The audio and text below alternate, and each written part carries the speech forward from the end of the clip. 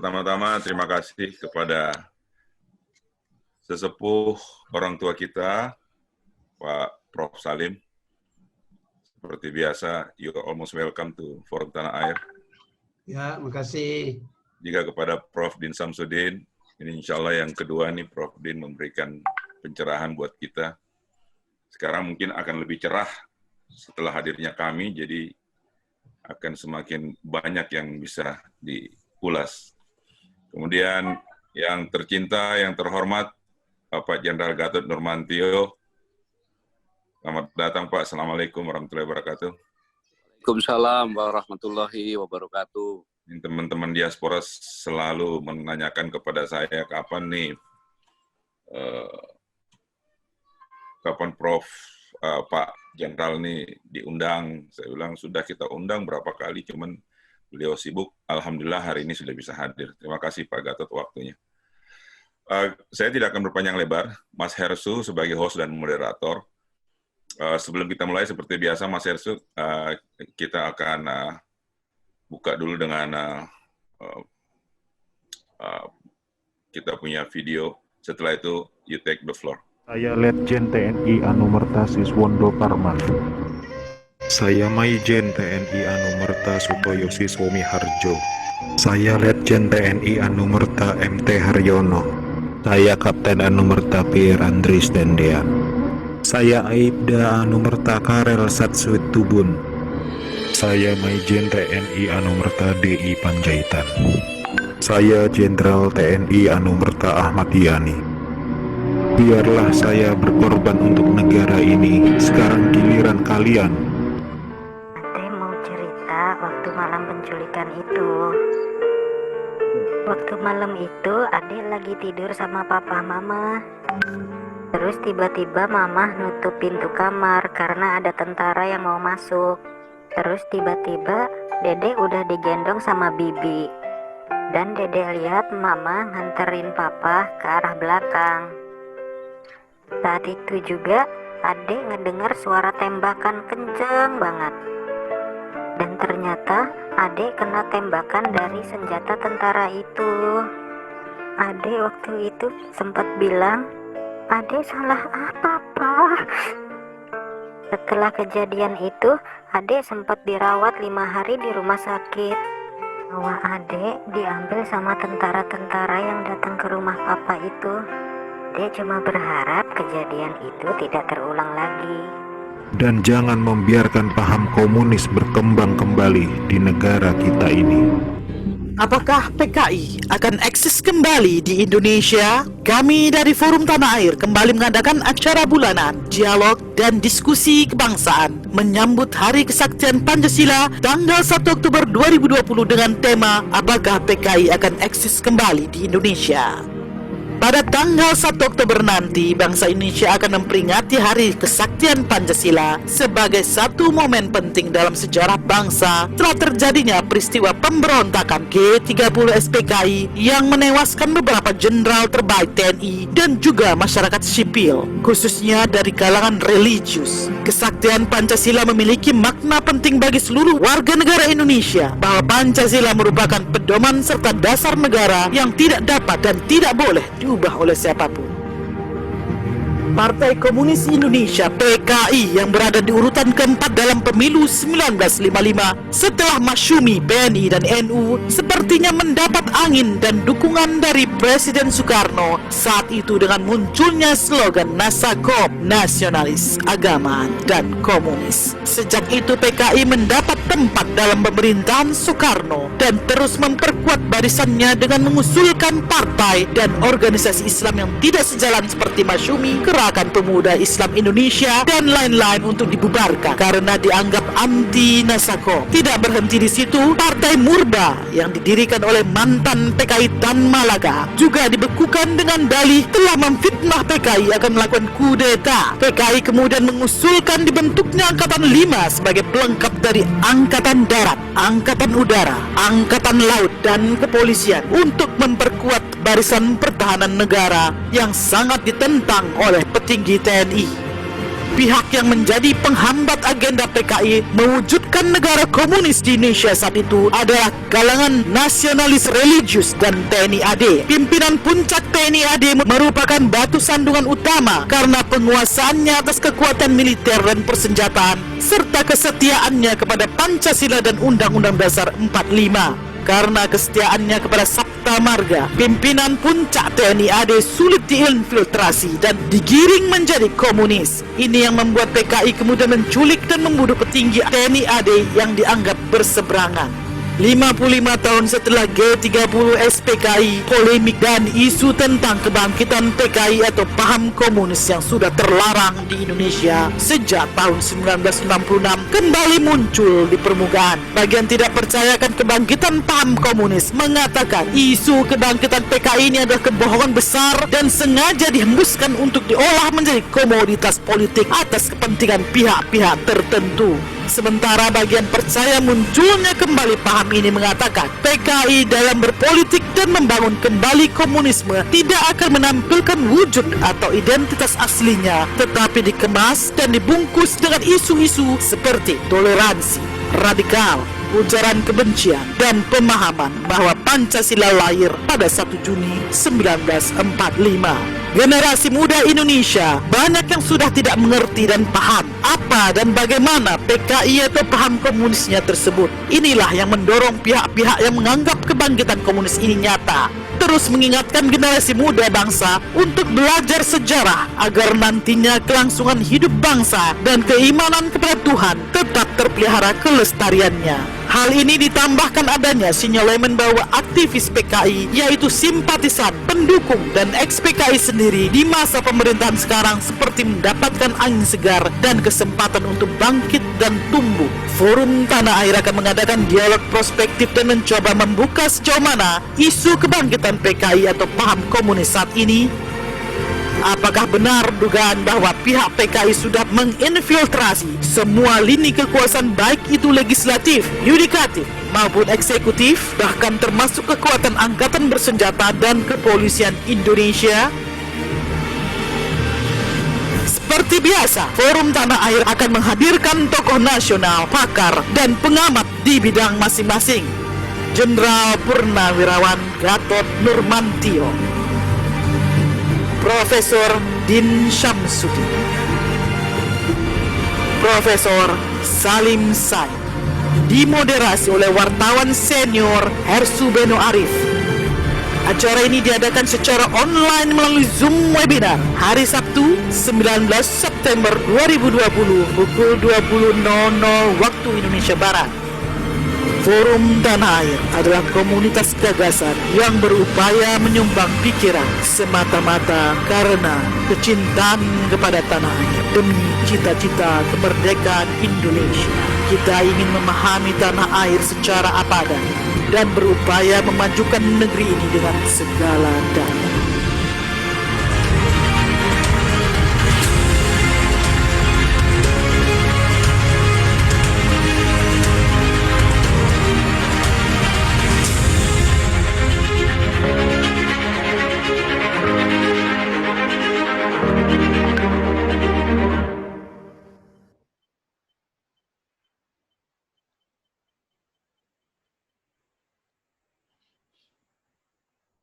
Assalamualaikum warahmatullahi wabarakatuh. Assalamualaikum.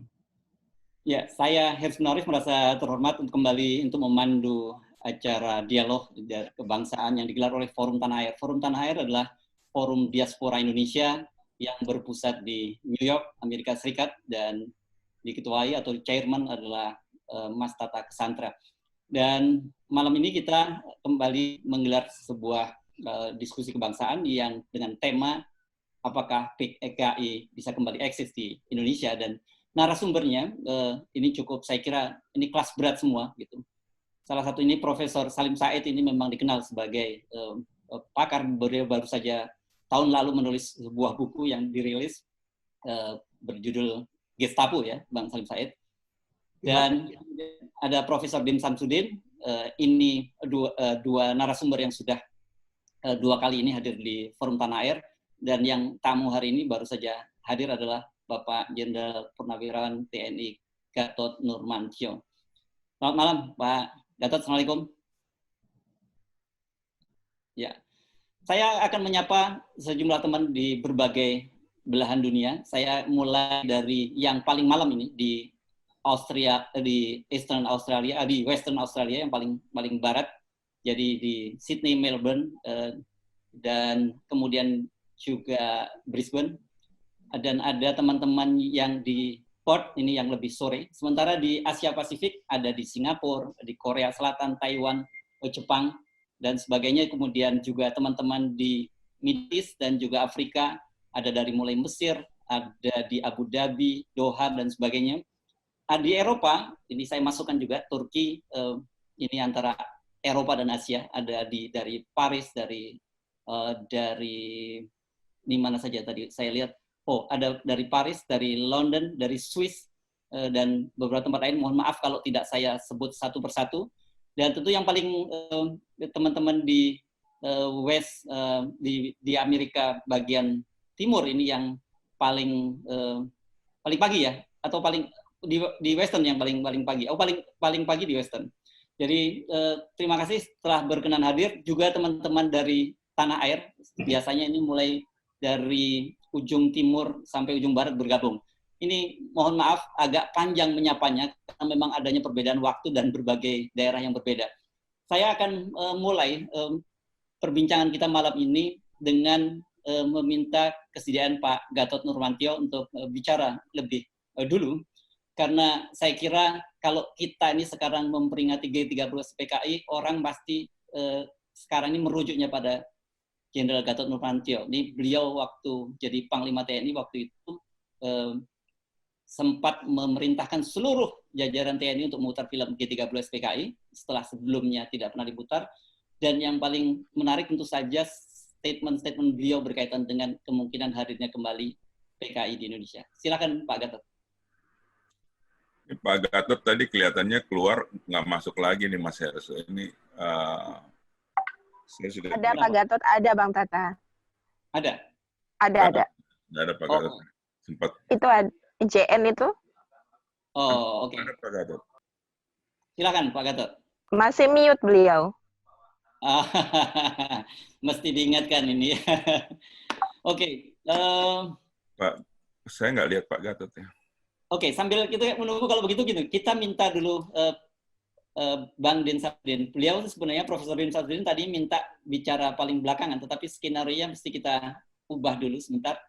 Pak Din, mohon kesediaannya. Tapi tadi beliau juga mengontak saya bahwa beliau tidak bisa mendengar suaranya. Ini jadi banyak kelihatannya ada persoalan-persoalan teknis. Pak Din, bisa dengar kami? Oke.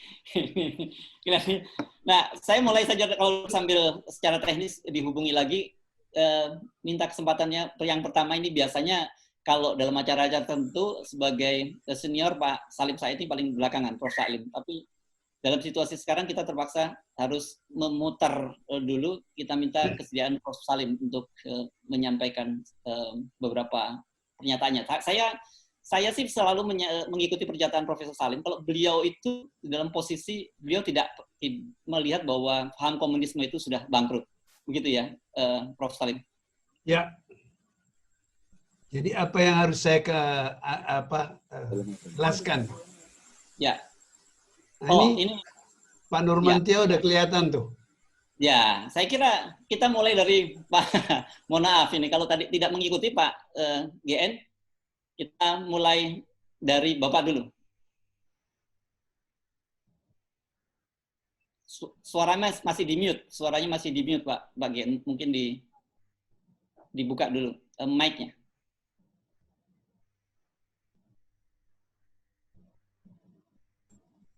Ini bisa. Ya, silakan. Tadi di mute lagi tuh Pak. Di mute lagi. Saya di desa jadi kadang-kadang hilang-hilang nih. Oke. Silakan. Oh, hilang lagi.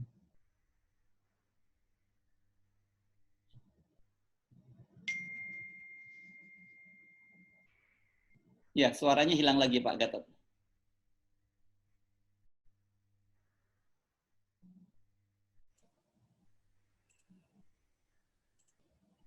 Suara itu di mute lagi, suaranya masih di mute Pak Gatot.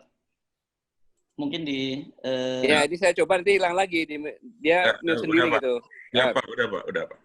Iya, tapi nanti kadang-kadang hilang sendiri karena saya disentul ini. Ya. Silakan Pak. Ya, mute lagi ya. Tidak stabil itu. Tapi mute lagi. Kalau Pak Gatot jadikan co-host gimana itu? Kayaknya belum jadi co-host. Enggak ngaruh. Sudah. Cuma memang hilang lagi nih. Ini sekarang bisa nih. Iya, siap Pak. Assalamualaikum warahmatullahi wabarakatuh. Waalaikumsalam warahmatullahi wabarakatuh. Ini kepencet soalnya Pak Gatot kepencet beliau. Pak Gatot kepencet tuh Pak. Soalnya Bapak pakai earphone itu kepencet. Ya. Assalamualaikum warahmatullahi wabarakatuh. Waalaikumsalam warahmatullahi wabarakatuh. Mohon maaf ini saya tinggalnya di desa, memang signalnya kadang-kadang hilang. Prof. Din, guru saya, Prof. Sayum Said, dan saudara-saudara sebangsa tanah air yang tidak berada di tanah air khususnya. Terima kasih. Mohon maaf saya baru bisa bergabung karena memang dari tadi mencari-cari tempat yang terbaik, akhirnya saya di luar ini jadi agak gelap. Saya mengamati tentang kemungkinan bangkitnya gerakan Partai Komunis Indonesia Gaya Baru. Ini diawali sejak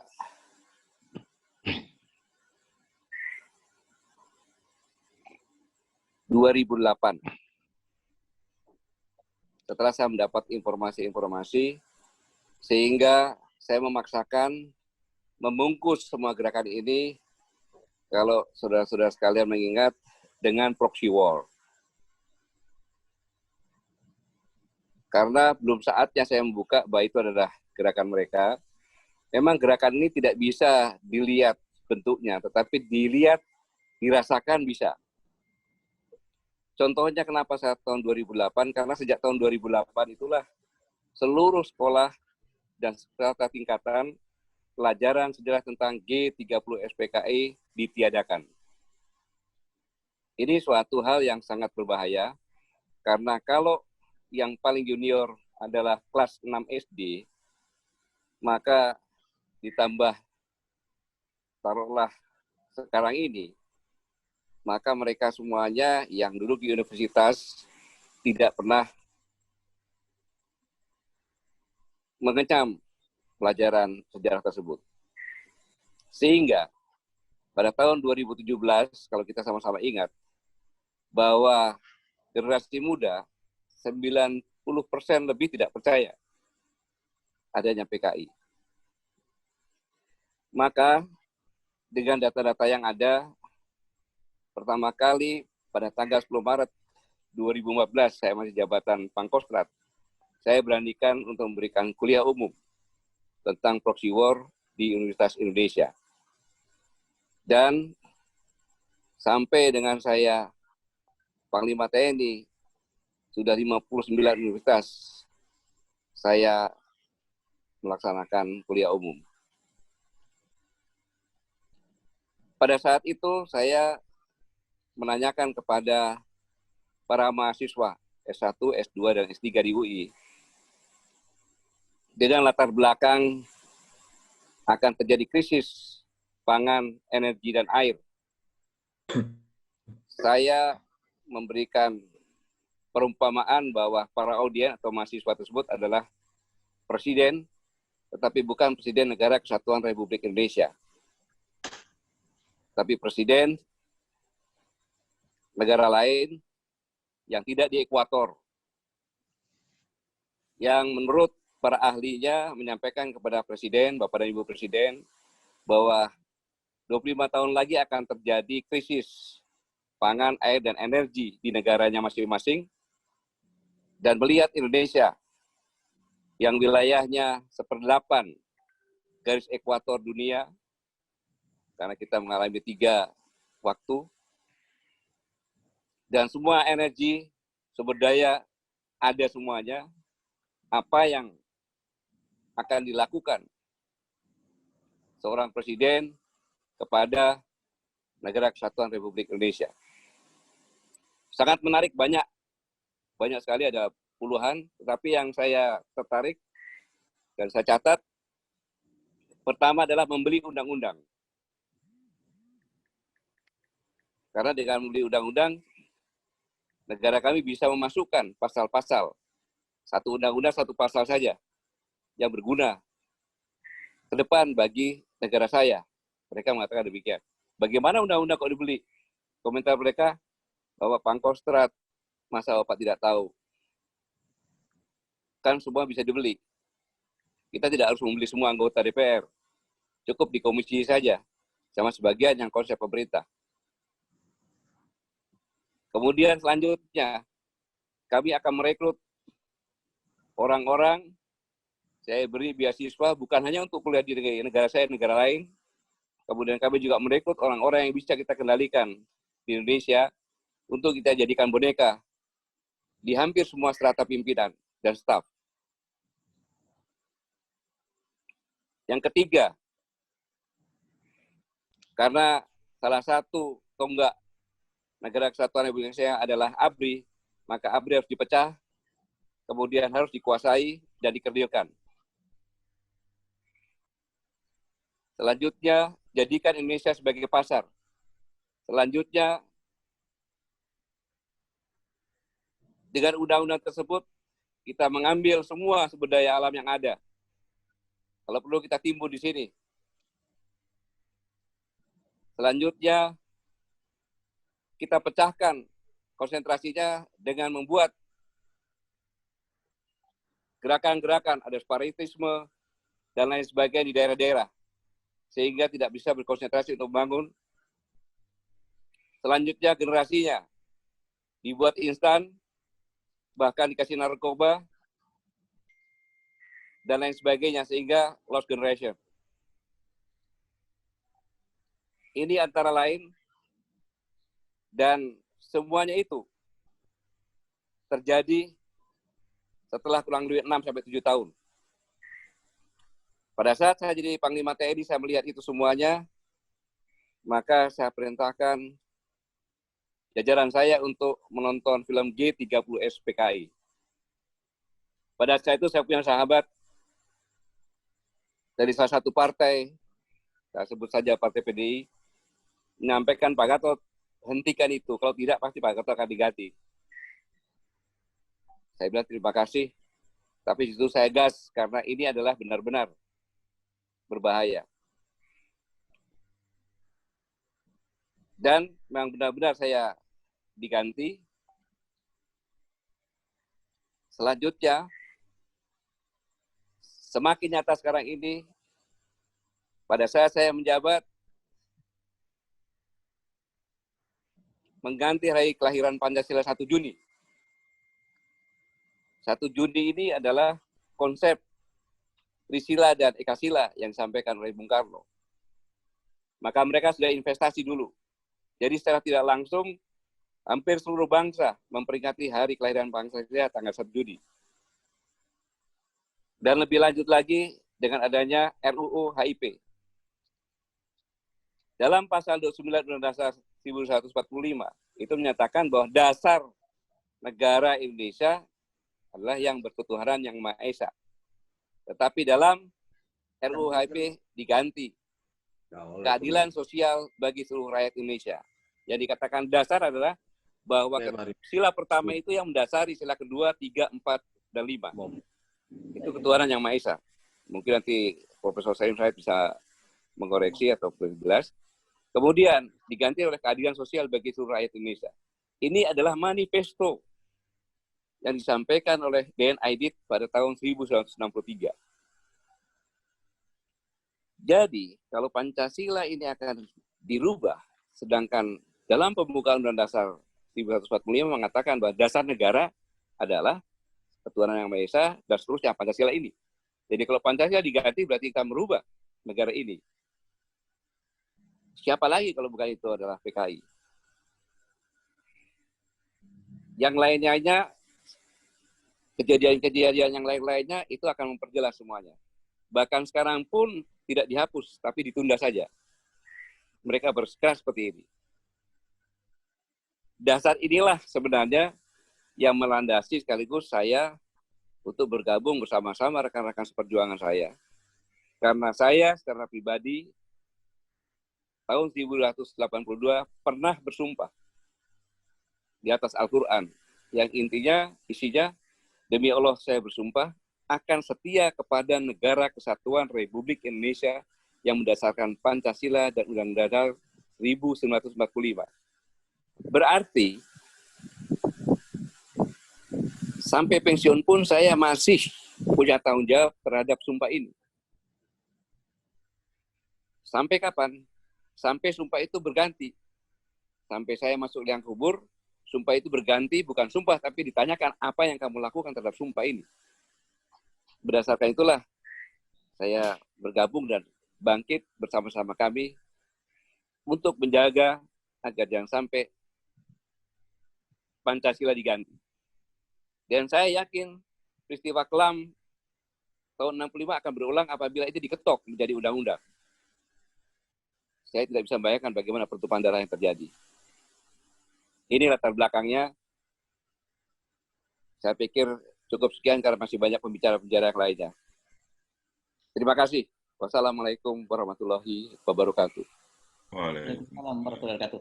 Ini dengan pertimbangan teknis saya tidak menyela sama sekali pernyataan Pak Gatot dan juga mewawancarai karena ini nanti mungkin agak merepotkan. Tapi saya minta Pak Gatot dengan keterbatasannya tetap stay bersama kita ya Pak Gatot ya.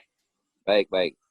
Ya, saya ke Prof. Salim. Prof. Salim, kan kalau dalam berbagai kesempatan Anda menyampaikan bahwa komunis itu sudah bangkrut, gitu.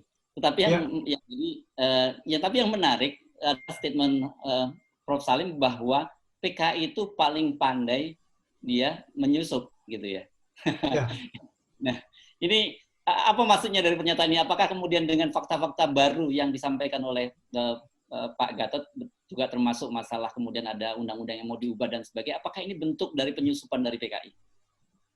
Ya, begini. Saya adalah orang yang berkobar-kobar seperti biasanya. Ya. Bicara bahwa komunisme itu udah bangkrut. Saya ke Uni Soviet, Rusia sekarang namanya. Saya ke Tiongkok. Saya pernah jadi duta besar di Ceko yang bekas komunis. Oke. Tidak ada lagi bekasnya. Di Ceko itu menarik. Partai Komunis nggak dibubarkan. Ketuanya orang tua. Saya tanya, masih ada anggota Anda?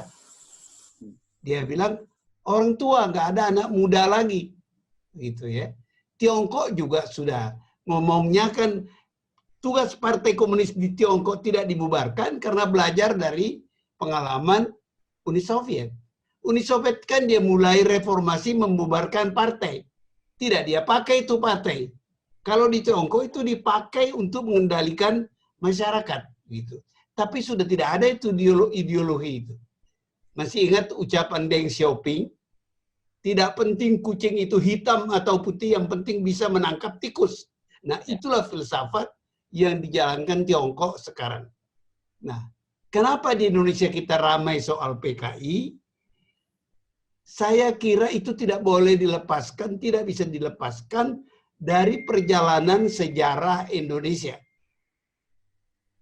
Oke, itulah yang saya katakan tadi, yang Anda kutip.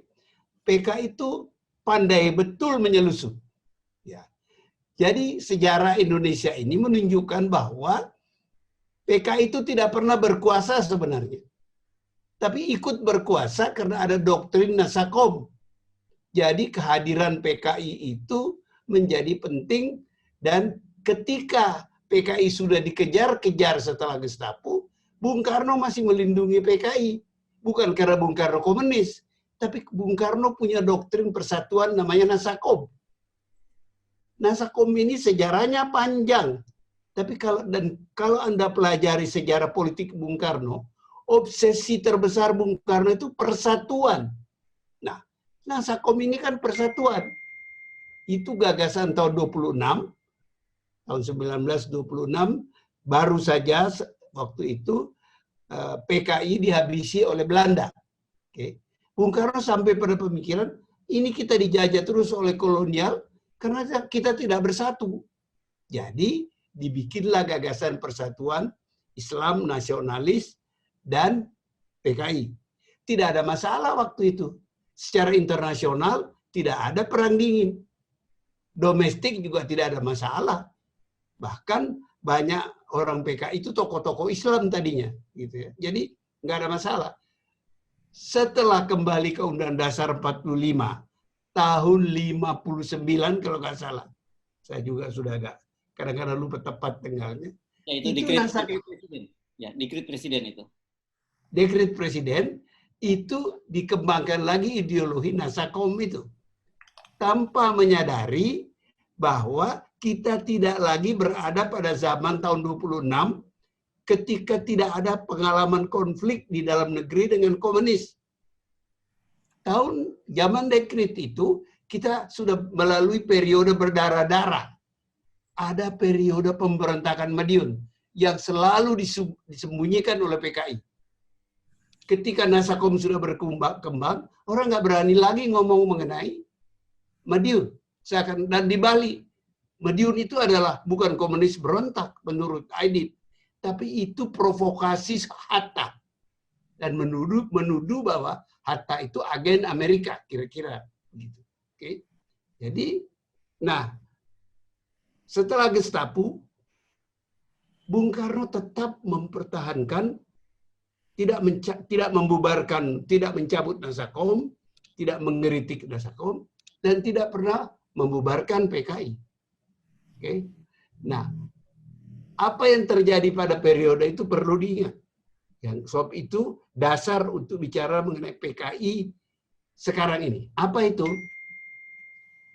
Tidak banyak yang mempelajari dengan saksama tokoh-tokoh mahasiswa tahun 66 yang berdemo melawan PKI dan kemudian melawan Bung Karno, dan yang lebih penting lagi mendesak Soeharto ambil alih kekuasaan.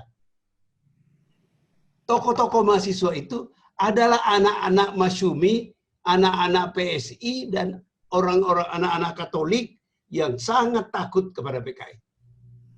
Mereka tidak berbuat apa-apa, tapi mendesak.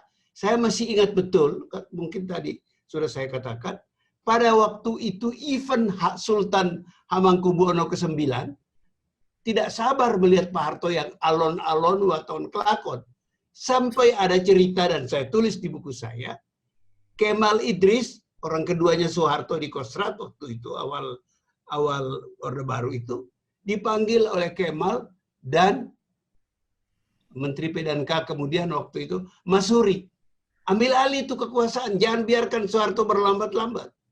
Kemal setia pada Soeharto. Meskipun kemudian dia dijadikan duta besar. Anda tahu cerita itu. Dia tidak berbuat apa-apa.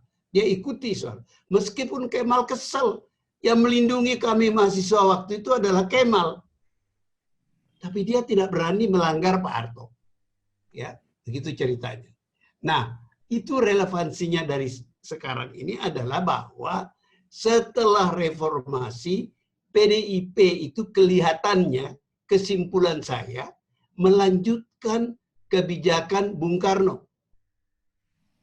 Ya, Nasakom tidak diumumkan, tidak dikatakan, tapi saya kan peneliti politik, saya mempelajari anggaran dasar partai-partai dan sebagainya itu, dan melihat siapa-siapa di dalam PDIP itu. Salah satu yang menarik dan dibiarkan, seorang dokter namanya Ribka Ciptani. Dia menulis buku, Saya Bangga Sebagai Anak PKI. Oke, dan dia pengurus PDIP. Dan tidak pernah ditegur oleh PDIP. Dibiarkan. Kesimpulan orang, ya PDIP menganggap bahwa PKI itu tidak apa-apa. Nasakom itu nggak apa-apa. Nah, sekarang ini masalah yang timbul adalah yaitu tadi yang dikemukakan oleh Pak Gatot itu tadi. Timbul hal-hal yang menyebabkan orang curiga. Ini permainan PKI. Kalau anak-anak Masyumi PSI dan anak-anak Katolik tahun 65 melakukan itu, apakah mereka tidak melakukan itu sekarang? Mereka resmi berada di dalam partai dan banyak karena Jokowi, Presiden Jokowi dicalonkan dan didukung PDIP, maka mereka bebas berada di dalam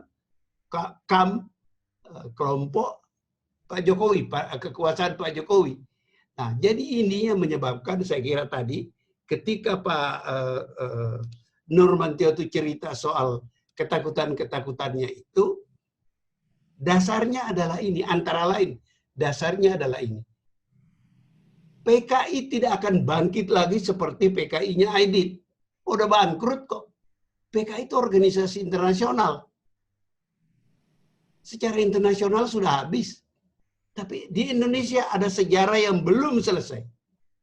Apakah Anda, kembali sekali lagi yang saya katakan tadi, Anda tidak pernah berpikir bahwa apa dulu yang dilakukan anak-anak Masyumi, PSI, Katolik, dan macam-macam organisasi mahasiswa tahun 66 itu mendorong ABRI, TNI untuk take care negeri ini, dan itu kemudian dilakukan oleh Pak Harto secara alon-alon, tapi berhasil. Apakah Anda tidak berpikir bahwa anak-anak PKI yang menurut pengakuannya Ibu itu Dr. Ciptaning, itu Ripka Ciptaning, kalau nggak salah dia pernah bilang 20.000 anak PKI di dalam PDIP. Apakah mereka tidak akan melakukan balas dendam kepada pembunuhan orang-orang tua mereka di zaman pasca Gestapo? Seperti anak-anak Masyumi PSI itu membalas dendam tanda petik kepada bagaimana Soekarno membubarkan Masyumi dan kekuatan-kekuatan Islam lain di Indonesia pada zaman itu. Oke. Jadi ini sesuatu bom waktu di dalam situ yang kita tidak tahu apakah akan meledak apa tidak. Meledak tidaknya tergantung kewaspadaan kita semua. Dalam rangka itu saya menganggap penting keputusan Jenderal Nurmantio memutar kembali film Gestapo itu. Karena memang orang nggak tahu. Saya ini mengajar di tentara sudah bertahun-tahun. Biasanya kalau break mereka tanya lagi pada saya. Ada kolonel, letnan kolonel, ada mayor. Bagaimana sih pasal ini? Sebenarnya Gestapo itu katanya Pak Harto terlibat. Ada yang tanya begitu. Seakan-akan sebenarnya Gestapo itu PKI tidak berbuat apa-apa, tapi itu pekerjaan tentara. Sama dengan pikiran mereka yang dikampanyekan Aidit tahun-tahun zaman demokrasi terpimpin, bahwa Madiun itu tidak ada. Yang ada itu provokasi Aidit, provokasi Hatta, Perdana Menteri waktu itu, yang menyebabkan PKI berontak. Jadi bukan PKI yang berontak, PKI diprovokasi berontak. Dan pikiran itu gampang sekali dikampanyekan, terutama karena Pak Harto itu turunnya kan tidak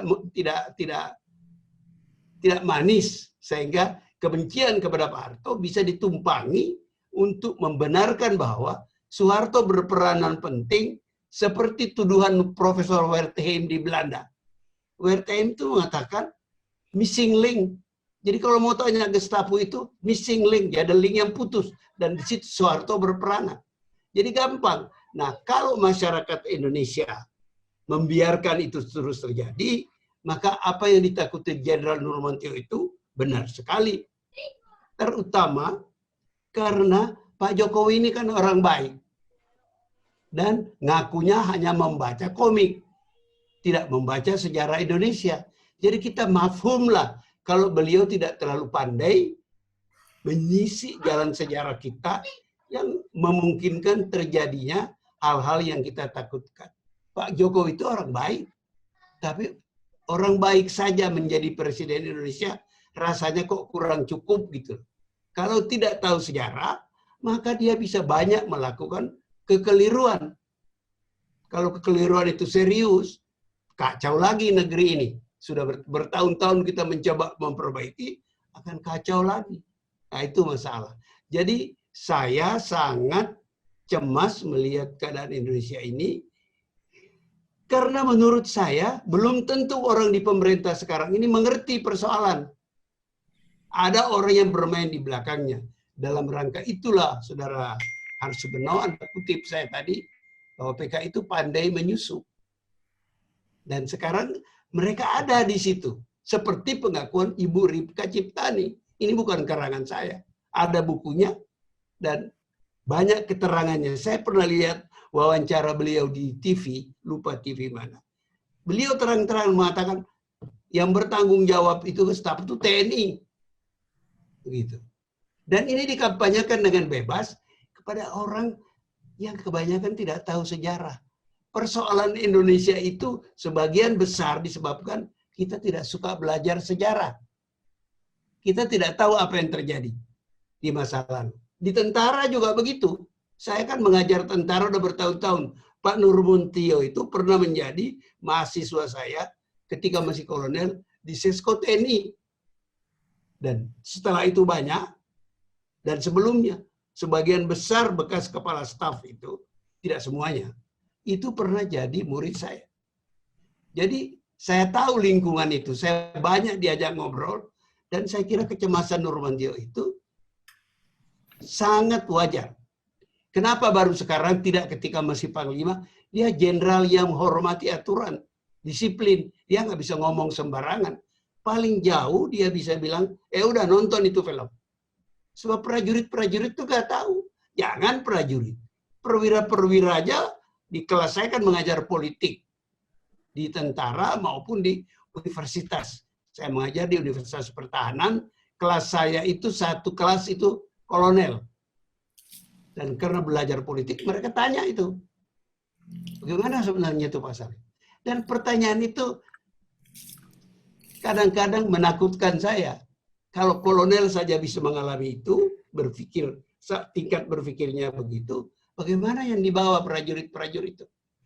Oleh sebab itu, keputusan Nurmantio memutar kembali film Gestapo PKI itu, menurut saya, satu tanda bahwa dia punya kesadaran yang tinggi terhadap bahaya ancaman komunis di Indonesia. Bukan ancaman partai komunis. Partai itu tidak akan bangkit lagi, udah bangkrut. Tapi karena di Indonesia ada sejarahnya, sejarah itu yang bisa menjadi bibit-bibit yang mengacaukan negeri ini. Itu sebabnya gampang bagi orang-orang, banyak orang, menuduh undang-undang apa itu, HIP apa namanya itu. Itu satu bukti bahwa ini permainan PKI. Apa betul permainan PKI? Atau karena yang berkuasa tidak tahu sejarah? Wallahu a'lam. Tapi itu cukup meresahkan masyarakat. Itu kira-kira yang mau saya jelaskan. Kecuali kalau ada pertanyaan lain. Saya siap menjawab malam ini. Terima kasih. Assalamualaikum warahmatullahi wabarakatuh. Ya, terima kasih Prof. Salim. Ini asik nih, karena udah ditantang nih, siap menjawab. Tapi sebelum ke pertanyaan-pertanyaan, saya akan mengundang dulu Profesor Din Samsudin. Forum Tanah Air mengucapkan terima kasih dan jangan lupa untuk subscribe, like, dan komen video-video kami.